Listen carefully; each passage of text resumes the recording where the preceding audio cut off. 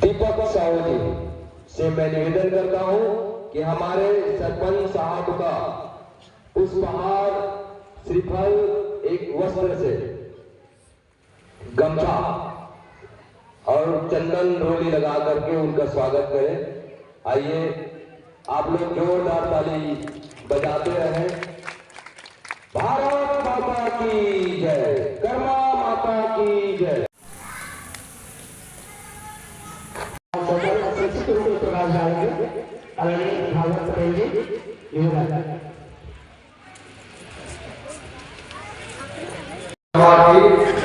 भक्त माता कर्मा की, सल शिरोमणि कबीरदास महाराज की, सल शिरोमणि कबीरदास महाराज की। आज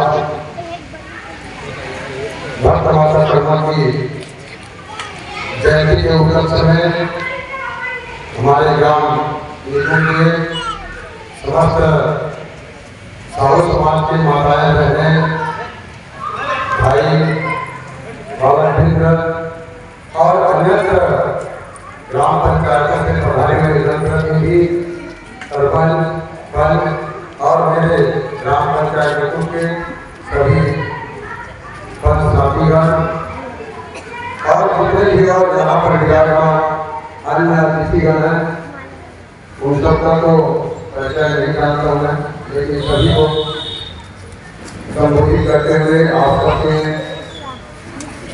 ऐसे बहुत महत्वपूर्ण और समाज को दिशा देने वाला कार्यक्रम आप सबने आयोजित किया और वहाँ पर मेरे को आमंत्रित करके अत्यंत गौरवपूर्ण सम्मान दिया। इसके लिए मैं ग्राम निगम के और आसपास के साहू समाज के सभी साथियों का, सभी सवारी बंधुओं का हृदय से धन्यवाद प्रेषित करता हूँ। कबीर साहब जी ने कहा है कि साई इतना दीजिए जामे कुटुंब समाज, मैं भी भूखा ना रहूँ साधु न भूखा जाए। तो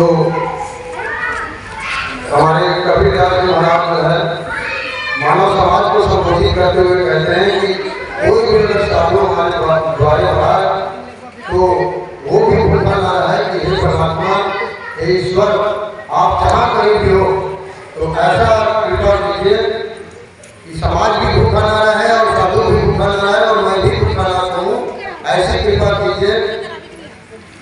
ऐसी कबीर वाणी है। कबीर साहब जी कहते हैं कि पोथी पर जन्म हुआ पंडित भया न कोई, और भाई अक्षर प्रेम सो बड़े से पंडित हो।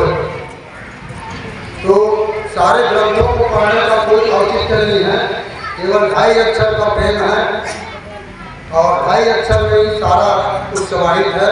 चाहे वो समाज को दिशा देने का हो, चाहे ईश्वर को संबोधन करने का हो, चाहे और अन्य अपने जीवन में आदर्शों का हो। तो ऐसी उसकी वाणी है, एक एक वाणी में बहुत ही मंत्र से भरा हुआ है। कबीर साहब की इतिहास कहते हैं कि उसको पढ़ा लिखा नहीं, लेकिन अनन्य ग्रंथों के माध्यम से कबीरदास जी ने समाज को दिशा दिया।